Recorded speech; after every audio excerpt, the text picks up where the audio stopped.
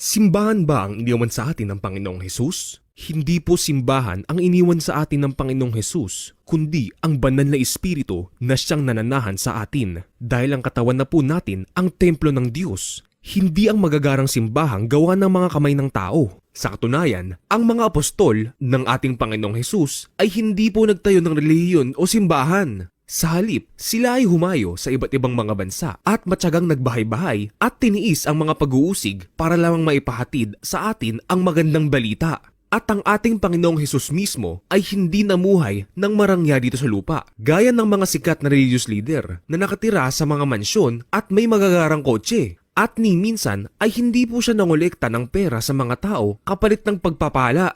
Kaya wag po kayong mamangha sa mga magagarang simbahan, ni maengganyo sa dami ng miyembro ng isang relihiyon. Dahil malawak ang daan papunta sa kapahamakan. Hindi ang iyong relihiyon ang magliligtas sa iyo, kundi ang iyong pananampalataya sa ating Panginoong Hesus. Dahil ang pagsamba sa Diyos ay sa espiritu at katotohanan, hindi sa pagpunta sa simbahan tuwing Sabado o Linggo, o sa pagsunod sa mga tradisyong gawa ng tao. Ang relihiyon ay paraan lamang po upang makakilala ang tao sa Diyos. Ngunit kinakasangkapan din ni Satanas ang relihiyon upang linlangin ang mga tao. Kaya kailangan mo maging mapanuri at seryosong hanapin ang Diyos habang siya'y masusumpungan.